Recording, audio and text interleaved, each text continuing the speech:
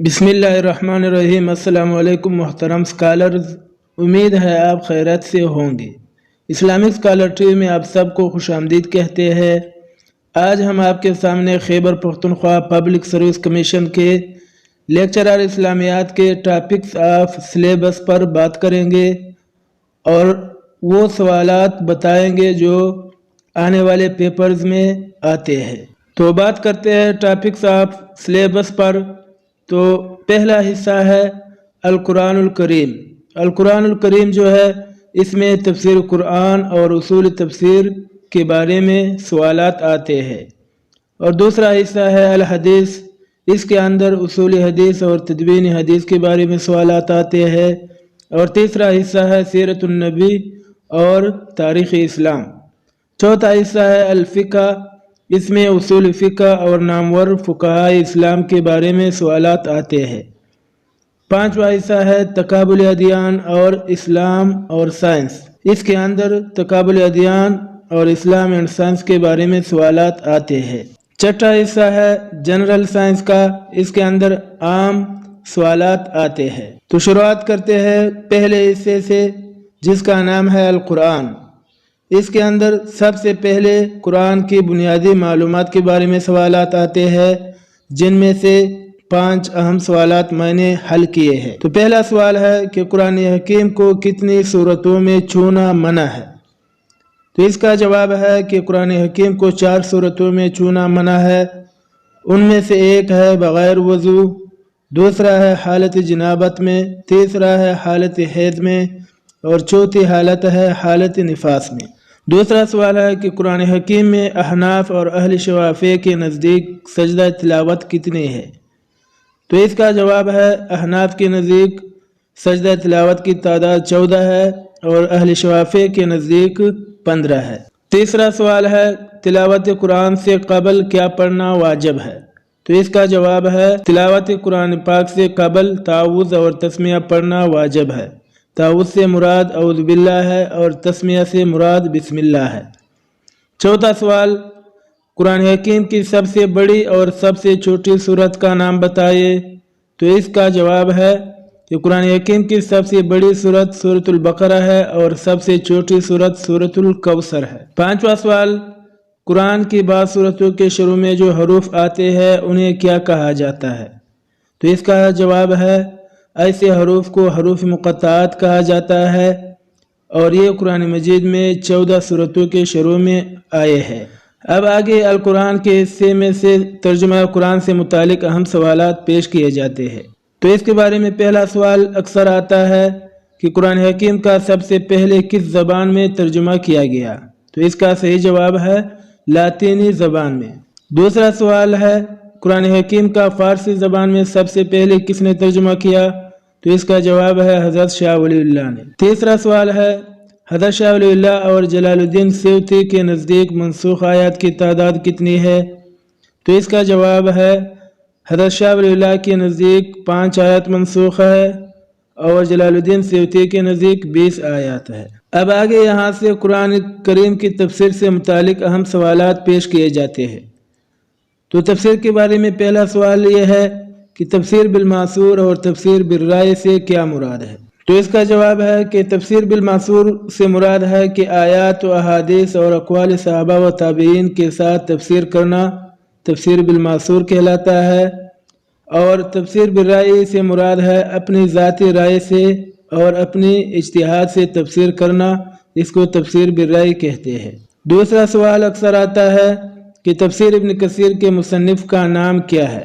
تو اس کا جواب ہے تفسیر ابن کثیر کے مصنف کا نام عماد الدین اسماعیل بن عمر ہے۔ تیسرا سوال ہے وہ کون سی تفسیر ہے جس کو تفسیر رازی اور تفسیر کبیر بھی کہا جاتا ہے؟ تو اس کا جواب ہے تفسیر مفاتیح الغیب، جسے امام رازی نے تصنیف کیا ہے۔ چوتھا سوال ہے تفسیر روح المعانی کے مصنف کا نام کیا ہے؟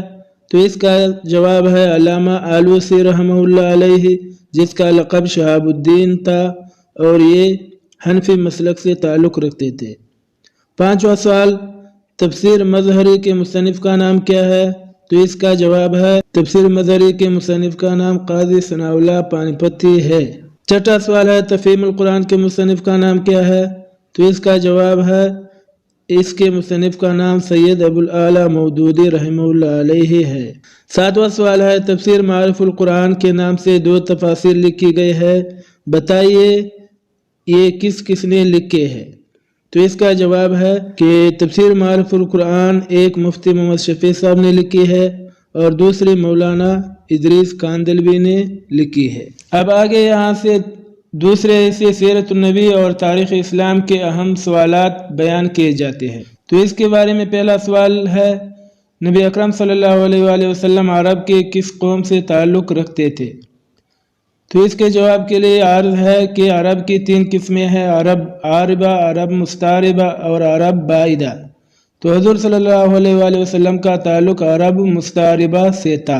दूसरा सवाल है इंजील में हुज़ूर सल्लल्लाहु अलैहि वसल्लम को किस नाम से पुकारा गया है? तो इसका जवाब है फारकलीद के नाम से हुज़ूर सल्लल्लाहु अलैहि वसल्लम को पुकारा गया है। तीसरा सवाल है कि सबसे पहले किन अशख़ास ने इस्लाम कबूल किया है?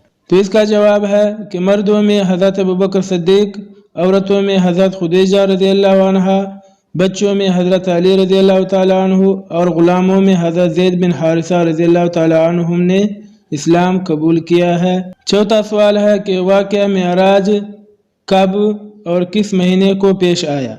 तो इसका जवाब है कि वाक़या मेराज 27 रजब 11 नबवी को पेश आया।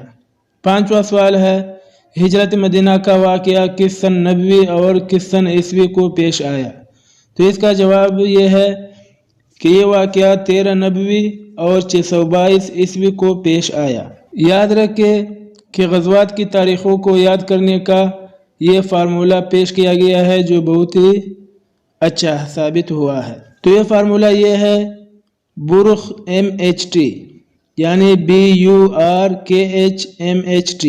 तो इसका मतलब ये है कि B का मतलब है बदर जो 2 हिजरी को हुआ था, और U का मतलब है उहुद जो 3 हिजरी को पेश आया, और R का मतलब है ग़ज़वा रजीह जो 4 हिजरी को पेश आया, और K का मतलब है ग़ज़वा खंदक जो 5 हिजरी को पेश आया, और H का मतलब है सुलह हुदैबिया जो 6 हिजरी को पेश आया, और M का मतलब है ग़ज़वा मौता जो 7 हिजरी को पेश आया, और H का मतलब है ग़ज़वा हुनैन जो 8 हिजरी को पेश आया, और T का मतलब है ग़ज़वा तबूक जो 9 हिजरी को पेश आया था। तो ग़ज़वात की तारीख़ याद करने के लिए बहुत अच्छा फार्मूला है। और यहाँ से तीसरे हिस्से यानी फ़िक़्ह के बारे में अहम सवालात पेश किए जाते हैं। तो पहला सवाल यह है कि फ़िक़्ह और उसूल फ़िक़्ह में क्या फ़र्क है? तो इसका जवाब है कि फ़िक़्ह जो है इसके अंदर मसाइल और अहकाम से बहस की जाती है, जबकि उसूल फ़िक़्ह में इन मसाइल के दलाइल से बहस की जाती है। दूसरा सवाल है फ़ुक़हा की इस्तिलाह में शेखैन से क्या मुराद है? तो इसका जवाब है शेखैन से मुराद इमाम अबू हनीफा और इमाम अबू यूसुफ़ है। तीसरा सवाल है उसूल फ़िक़्ह और अदिल्ला फ़िक़्ह कितने हैं? तो इसका जवाब है उसूल फ़िक़्ह और अदिल्ला फ़िक़्ह 4 है, कुरान, हदीस, इजमा और क़ियास। इन चारों को फ़िक़्ह के बुनियादी माख़ज़ भी कहा जाता है। चौथा सवाल है क़ियास के कितने अरकान हैं? तो इसका जवाब है क़ियास के 4 अरकान है, इल्लत, हुक्म, मक़ीस और मक़ीस अलैह।